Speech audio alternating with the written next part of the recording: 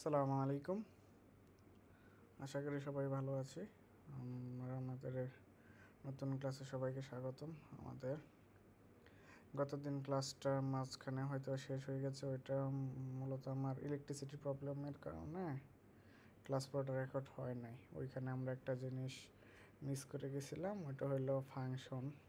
এই ফাংশন বিষয়টা জানতে পারলে হয়তো বা আমরা জাভা স্ক্রিপ্টের বেসিক টপিকগুলো সব ক্লিয়ার হয়ে যাবে আমাদের। তো আজকে শুরুতে আমরা ফাংশন জিনিসটা একটু জানার চেষ্টা করি। ফাংশন মূলত হলো এরকম, যেমন আমরা স্কুলে বা কলেজে এফ অফ এক্স বা জি অফ এক্স নামে একটা কিছু দেখতাম, এরকম ঠিক ওইটাই। মানে আমি বলি বিষয়টা হলো এরকম যে আমি বলে থাকি আর কি বিষয়টা, যে ফাংশন হলো অলস মানুষের কাজ, যে একবার একটা কাজ করে বারবার ইউজ করে, বারবার তার কাজ করার ইচ্ছে নাই। যেমন কথার কথা, আমরা যদি ফাংশন তারপরে আমরা ফাংশন বানাবো, এর জন্য আমাদের আগে কিওয়ার্ড ফাংশন ইউজ করতে হবে এবং ফাংশন একটা নাম দিতে হবে। নাম দিলাম সাম, মানে যোগ করব। এরপরে একটা ফার্স্ট ব্র্যাকেট দিতে হবে, ফার্স্ট ব্র্যাকেটের ভিতরে আমরা একটা সংখ্যা যোগ করা তো আর হয় না, দুইটা বা তিনটা বা চারটা যোগ হয়, ঠিক তেমনি এখানে যদি আমরা দিলাম নাম 1, নাম 2, এরপর আমরা সেকেন্ড ব্র্যাকেট দেব। সেকেন্ড ব্র্যাকেটের ভিতরে এসে যদি এইখান থেকে আমরা কনসোল করে দেই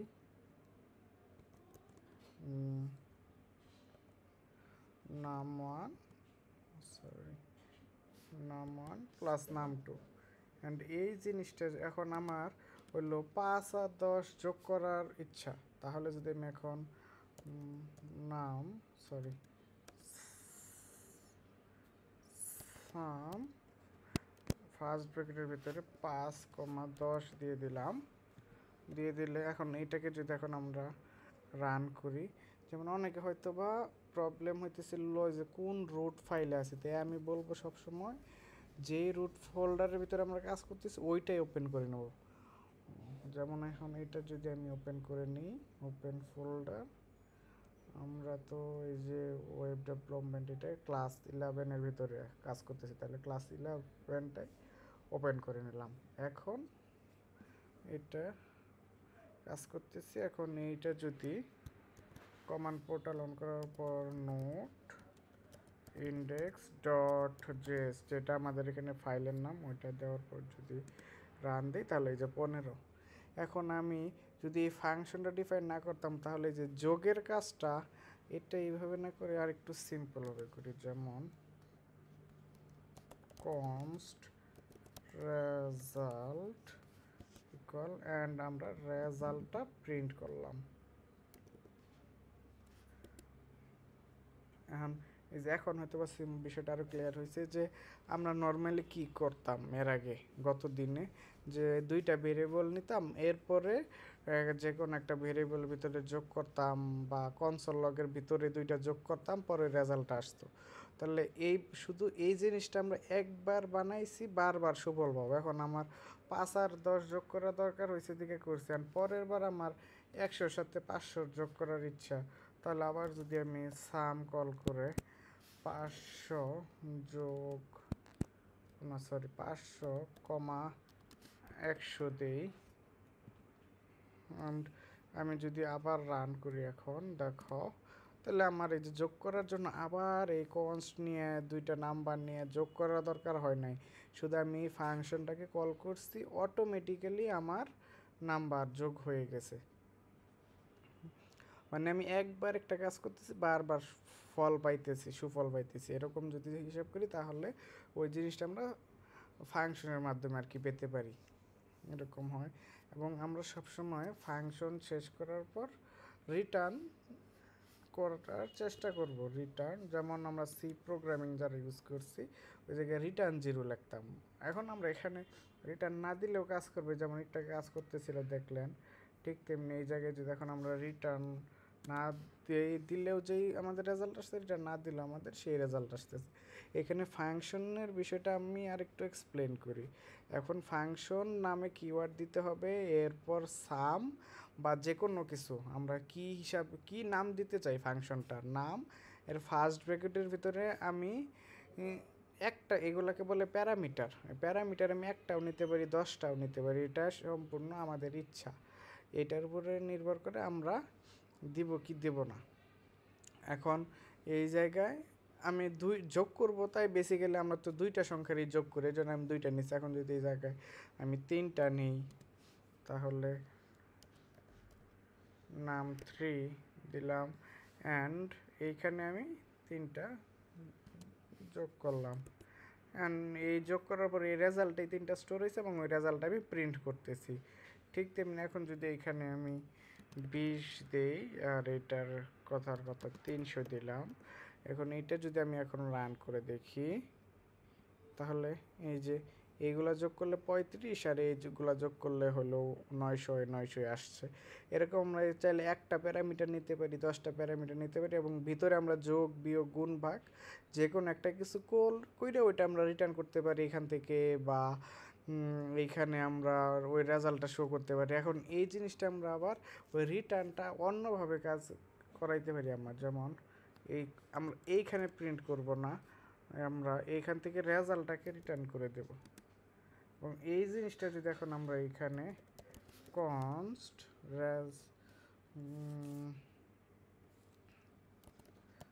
sum1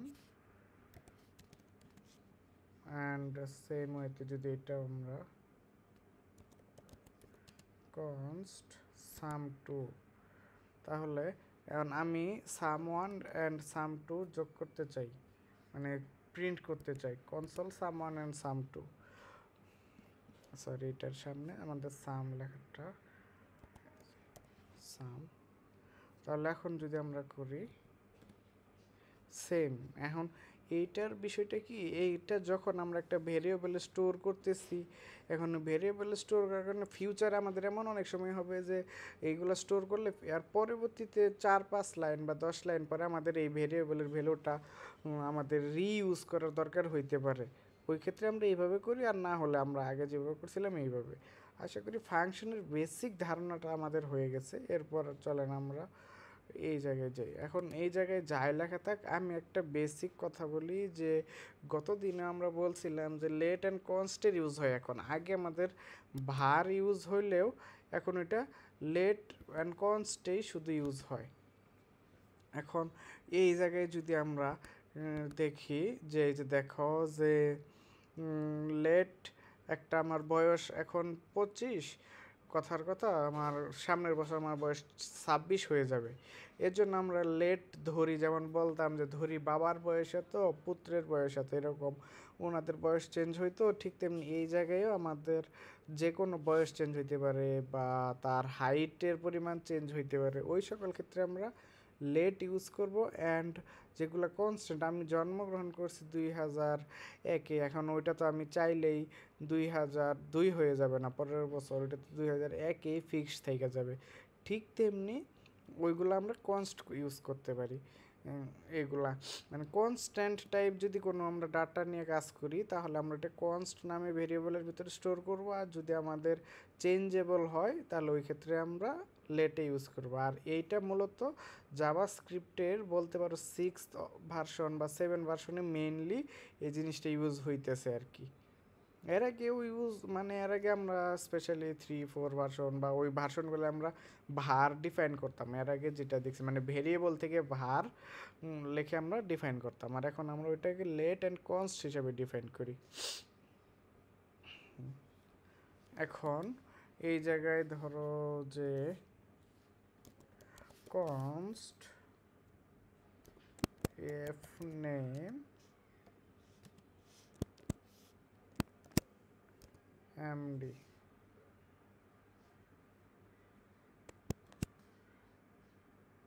sorry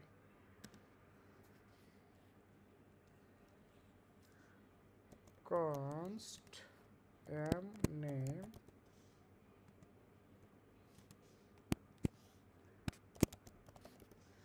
Naimur, last name Rahman. এখন আমি এই সবগুলারে আমি একটা আমার ফুল নেম বানাইতে চাই, তাহলে কনস্ট ফুল নেম ইকুয়াল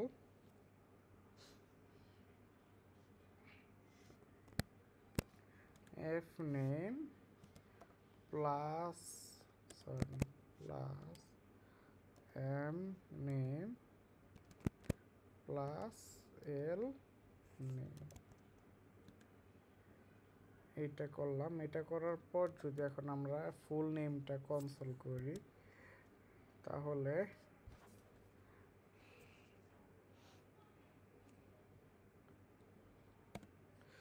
দেখো বিষয়টা কেমন হলো, এম ডি নাইমুর রহমান, মানে মাঝখানে কোনো স্পেস নাই। এই স্পেসটা আমরা যদি এইভাবে, মানে আমরা তো এটার সাথে এটার যোগ করে দিয়েছি, কিন্তু এর আগেও স্পেস নাই, এবার এটার পরেও স্পেস নেই, এর জন্য এই ডি এর পরেই এনটা চলে আসছে। তাহলে মাঝখানে যদি আমরা একটা স্পেস এই যে এইখানে দিয়ে দিই এটার জন্য, এটার জন্য দিয়ে দিই, তাহলে দেখো যে এই যে এমডি নাইমুর আসে, কিন্তু এইখানে তো স্পেস না দিয়ে আমরা যদি এটাকে অন্য আরেকটা সলিউশন দেখতে চাই, তাহলে ওই ক্ষেত্রে আমরা এইখানে ধরো যে এইটা ইউজ করতে পারি। অ্যান্ড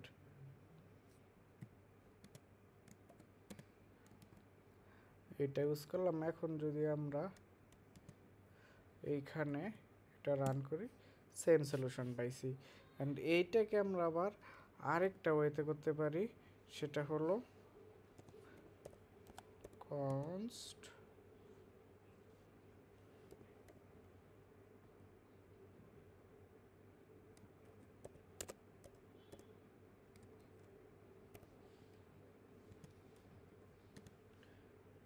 এটা হলো এই যে স্কিপ বাটনটা যে আছে আমাদের কিবোর্ডের বাম পাশে একদম টপে, তার নিচের বাটনটা চাপ দিলে আমরা যেরকম একটা আইকন, মানে আইকন আসে, এটার ভেতরে আমরা স্ট্রিংকে আমরা হিসাবে লিখতে পারি।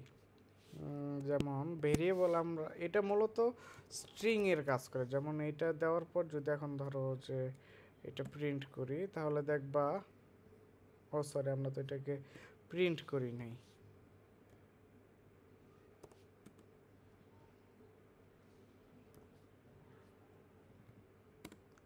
তাহলে এটা যদি এখন আমরা করি, তাহলে যে হাবুই জায়গা আসে, মানে এটা মূলত স্ট্রিংয়ের কাজ করে। কিন্তু স্ট্রিংয়ের ভেতরেও যদি আমরা কোনো কিছু, মানে আমাদের উপরে ডিফাইন কোনো ভেরিয়েবল অ্যাড করতে চাই, ওরকম যদি করতে চাই, তাহলে যেমন নেম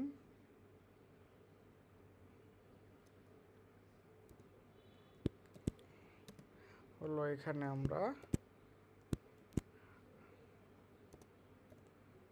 ফুল নেমটা দিয়ে দিলাম।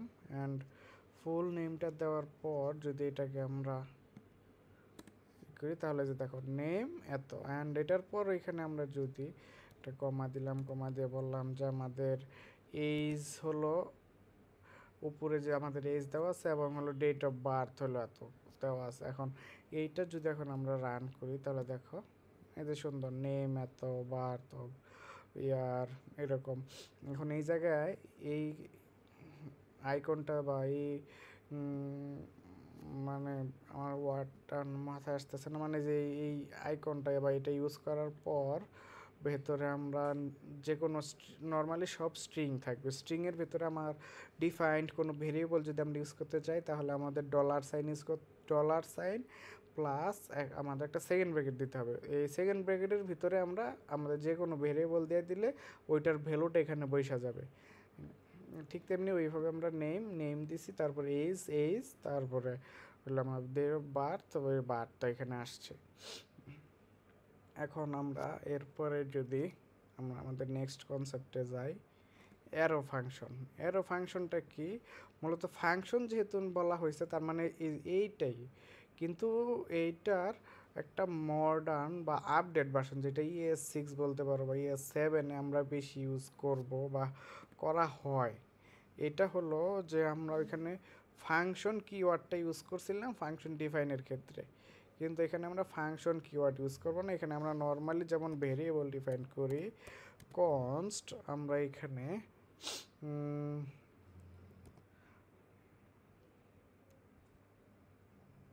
Divide equal first bracket num1 and num2 and এটার পর হলো আমাদের একটা, যেহেতু নামটা অ্যারো, ঠিক এখানে কাজটাও অ্যারোর মতো দিয়ে তারপর একটা সেকেন্ড ব্র্যাকেট দেবো। এরপরে যদি আমরা এখন এইখানে কনসোল করি জি num1 ভাগ num2 অ্যান্ড এইখান থেকে যদি আগের মতোই, আগে যেমন আমরা ফাংশন কল করতাম, এখানে যদি এরকম ফাংশন কল করি যে ডিপ 10/2, তাহলে আমরা কি দেখব 5, 10কে 5 দ্বারা ভাগ করা হয়েছে, মানে এইটার ভিতরে দুইটা ভ্যালু যাইতেছে 10 অ্যান্ড 5। 10 হলো যে ফার্স্টে যেতে, তাহলে ফার্স্টেরটা, 2 যেহেতু সেকেন্ড আছে তাহলে সেকেন্ড, তাহলে 10কে মানে n1 num1কে num2 দ্বারা ভাগ হয়েছে, তাহলে 10কে 2 দ্বারা ভাগ হয়েছে 5। ঠিক তেমনি আমাদের আরেকটা ভাগ করা দরকার হলো ডেপ 5/10, এটা কি আসে দেখি।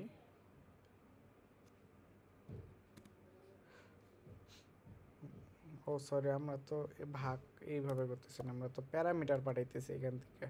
তাহলে প্যারামিটার যদি পাঠাই তাহলে এই যে 0.5, যেটা হয়তো বা আমাদের সি প্রোগ্রাম বা টাইপ ডিফাইন্ড যেই ল্যাঙ্গুয়েজগুলো আছে ওইগুলাই যদি করি তাহলে আমাদের এটা হবে না, কারণ বলবে যে তোমরা ইন্টিজার ভ্যালু বাড়াইছে, তোমাদের ডাবল ভ্যালু আসতেছে বা ফ্লোট ভ্যালু আসতেছে, এরকম হবে। এইখানে আমাদের এই প্রবলেমটাও হচ্ছে না। আমরা ফাংশনের মেইন বিষয়টা যেটা, এখন দেখো সেম কাজ করে, কিন্তু এটা বলতে পারো একটা মডার্ন টাইপ ফাংশন, আর এটা হলো ওল্ডেস্ট টাইপ ফাংশন। আগে যেমন আমাদের ফাংশন লেখা লাগতো, এখন আমরা ফাংশন না, এখন আমরা এই জায়গায় কনস্ট নামে একটা ভেরিয়েবল লিখে, আর ভেরিয়েবল ইকুয়াল মানে আমরা যে কোনো একটা ভেরিয়েবল ডিফাইন করলাম, যেমন এই যে এখানে আমরা ভেরিয়েবল ডিফাইন করছি এরকম। তারপরে আমরা কি প্যারামিটার নেব, ওই প্যারামিটারগুলো ফার্স্ট ব্র্যাকেটের ভেতরে ইউজ করে, এরপরে যেহেতু একটা মডার্ন, এটা একটা মডার্ন সিস্টেমে আমরা একটা অ্যারো আইকন আনছি, অ্যারো আইকন ইউজ করার পর সেকেন্ড ব্র্যাকেটের ভেতরে যত কাজ আছে কাজগুলা করব, যেমন এই জায়গায় যে কাজগুলা করছি। এরপরে ওই নর্মালি যেইভাবে ওইটাই যেমন ইউজ হতো ঠিক ওইভাবে এই জায়গায়ও ইউজ হবে। অ্যান্ড হলো ডিফল্ট প্যারামিটার যদি আমরা চিন্তা করি, আমি একটু আগে কী বলছিলাম যে এইগুলো লাগে একটা প্যারামিটার, ঠিক তেমনি এইখানে যদি এখন আমরা ডিফল্ট প্যারামিটার ইউজ করি তাহলে এই যে দেখো যে এরকম যদি হয় যে আমি প্যারামিটার দুইটা নিছি, এটা ডিফল্ট ভ্যালুটা না দিয়ে ইউজ করি আগে তারাও। এখন আমি এই জায়গায়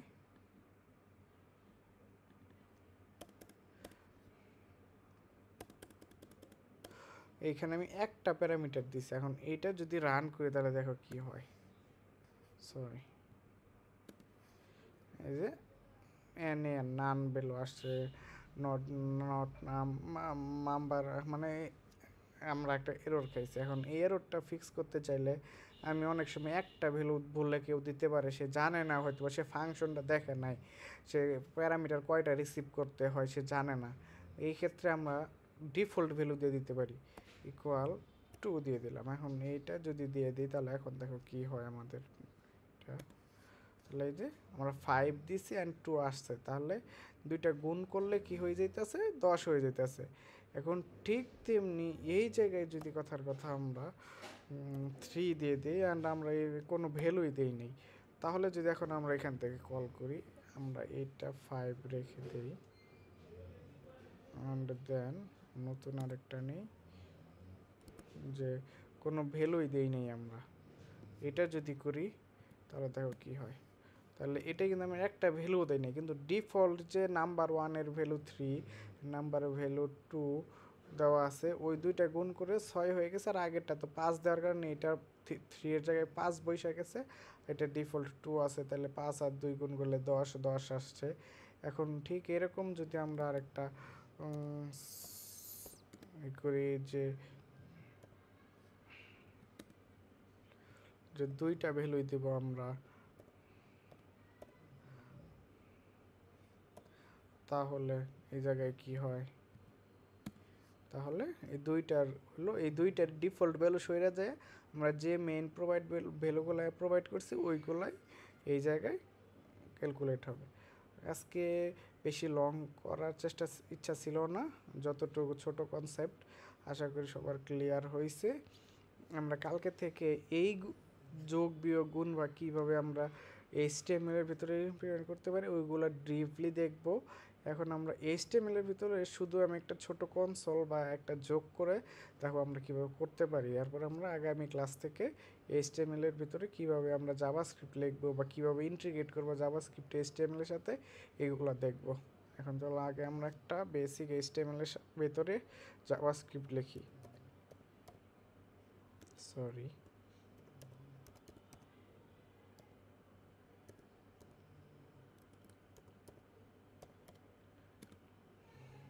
এখানে আমি বয়লার প্লেটটা নিয়ে নিলাম। অ্যান্ড দেন আমি অন্য কিছু চেঞ্জ করতেছি না এখন আপাতত। এখানে আমরা হইলাম করতে পারি, যেমন আমরা স্টাইলের জন্য যে উপরে স্টাইল ট্যাগ ইউজ করি, ঠিক তেমনি জাভাস্ক্রিপ্টের জন্য আমরা এখানে স্ক্রিপ্ট ট্যাগ ইউজ করি।